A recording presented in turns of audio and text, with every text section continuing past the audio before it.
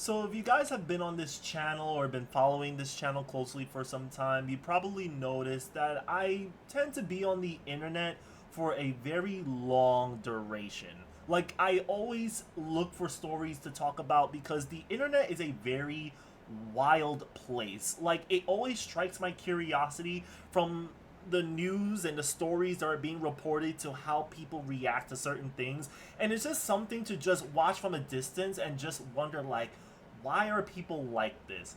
With that said, there's so many craziness and madness that goes on the internet, but this is to not say, her der internet bad. Sometimes it's also important, or I should say it's even healthy, to look at some positive news. Like, even if it starts off bad, I think it's nice once in a while to hear some good endings, happy endings. I really feel that does the body and the mind some good, because when you surround yourself with like negativity, especially on the internet, it's very easy to look at the world and say, like, everything here is like so messed up. There is no hope for humanity and whatnot. But with this story that I have here, it may not be much, but I do want to put some positivity out there, just to say, like, hey, listen, there is some hope out there, even if chances are very slim. And with that said, I do want to talk to you about a story about how a Nintendo Switch saved a girl from her kidnapper after she disappeared for roughly about like a week or two. There's this girl in Virginia who was talking with a gentleman on Omegle as of, I think, January of 2022. This is like last year. And I didn't know Omegle was a thing. Mind you, I just read that. I was like, Omegle's a thing? So I had to like look up online, like Omegle, and it's still running till this day. Like, I remember Omegle was a thing like back in 2010, 2011. I was like in high school at the time. And the first time I actually came across Omegle or even heard about it was when I went to the library, because I had like a Yu-Gi-Oh group that I would play with at the library, and there were kids with like library like owned laptops, and they would borrow it for like a half an hour or an hour, and there was a whole bunch of kids like crowding the laptop because one kid was on Omegle and they were just saying some crazy nonsense to random strangers.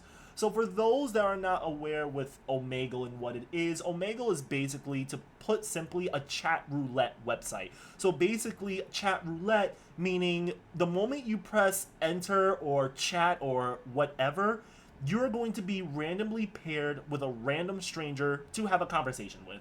That's really all that is. The only control that you really have when it comes to controlling who you talk to is you type like an interest. So if your interest was, say, Nintendo, you'll be paired with a random stranger on the internet whose interest is also Nintendo. But other than that, that's it. It's like an RNG. Like, you can have like a really bad stranger, or you can have a generally good stranger that wants to talk about Nintendo. So that's basically what it is. So I'm surprised they're still running. It's been 10 years. I don't know how they make their money to ensure that the site stands running. But anyways, that's not the point.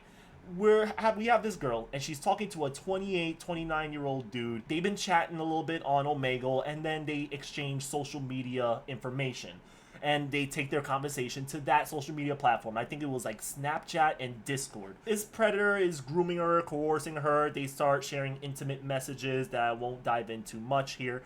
And next thing you know, this gentleman around August flies over to Virginia, 2,000 miles, to meet this girl. And mind you, this is a teenage girl. I think she was 14 years old at the time, 14, 15. And I guess he spoke with her and says, hey, listen, let's go, let's get the hell up out of here. And this girl, I guess, asked him, like, hey, can I bring my Nintendo Switch? And he said, sure. I don't think it was necessarily a, like, peekaboo, like, grab her and bounce. I think they actually had some sort of, like, planned discussion before they just up and left. So when this girl disappeared, everyone was looking for her, but her trail ran cold pretty quickly. They were searching for her for a couple days. Hope started to dwindle. One day turned into 2 days, and then it turned to a week, and it was like, I don't think we're gonna find this girl. It's not something you kind of want to hear, especially as a family or a family friend, or even like a friend of hers. So later on, we go to like the 10th or the 11th day since she went missing, and one of her friends was playing on the Nintendo Switch. And as they're playing on the Nintendo Switch, this missing girl appeared online. This friend saw that and was like, oh my gosh, she's still alive. That's crazy.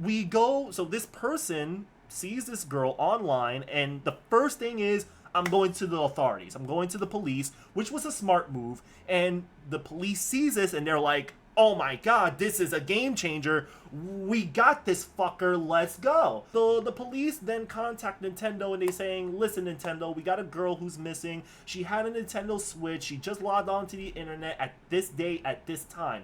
Can you help us out? And Switch said, say no more. So they probably provided them with like network information, pinpointing exactly what network she was using, and they were able to pinpoint or triangulate, whatever you want to call it, where her location was, and the police was able to save the girl and nab the predator that abducted her. The Nintendo Switch is the main reason why this girl was saved. I don't know what that was like and everything. I'm not sure if homegirl just asked the dude like, hey, can I have your Wi-Fi password? I want to play on my Switch. And he was like, yeah, sure. My password is on a Post-it sticker on my fridge. You could go take that and play on your Switch for a while and everything. And she did. She gained access. I don't know if the dude also underestimated the capabilities of a Nintendo Switch. Like, I'm not sure if he knew that a Switch could connect to the internet. So if she connects to the internet, police authorities would be able to pinpoint exactly where she is and where you are too. I just think there was something wrong there. That was just kind of weird of him to just allow her to have a Nintendo Switch. And also, the news and like the police, after they saved the girl, they were kind of just boasting about it, saying like, well, this is what happens when you abduct people. You know, sometimes you have electronic devices, and if they connect to the cellular data or the Wi-Fi, you're gonna get caught, so you better watch out. I just think it's kind of weird just to put that out there, because now like any predator could look at that and say something like, okay, so now I know that the next time I'm gonna kidnap somebody, no matter who it doesn't have to be a minor, I'm gonna make sure that they don't have any electronic devices on them. And it's like, why would you even put that out there? Like, you don't have to announce that. Just say, hey, a Nintendo Switch was a reason a girl was saved because she was connected to the Wi-Fi, and that's it. Leave it at that. You're gonna have like kidnappers that are gonna sit there and be like, we need to make sure that this victim does not have any electronics on them. In fact, I don't care if they have a beeper or a pager. Get that off of them, throw it out. We want to make sure this person has no electronic devices on them. I don't care.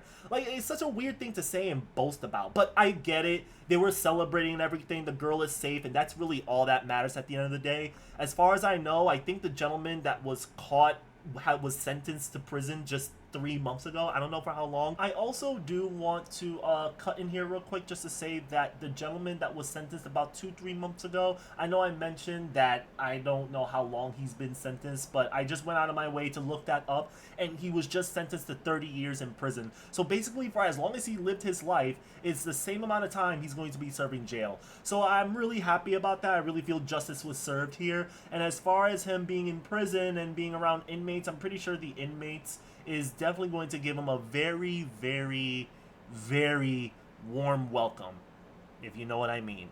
But he was just recently sentenced.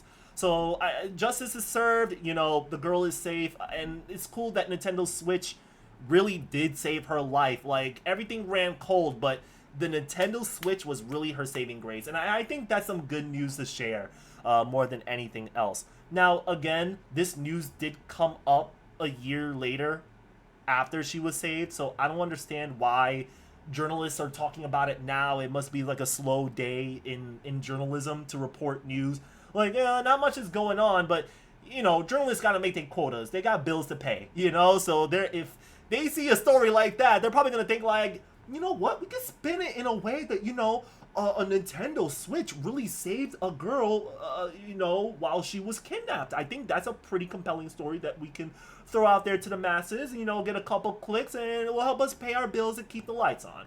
But other than that, y'all, that's about it. I'm just want to share this with y'all because it's good news. It's finally something that ends well, you know? Like, hey, it sucked that she got kidnapped, but at least she's home, safe and sound. And the Nintendo Switch really came in clutch and is the reason why she's safe or even alive. at this point.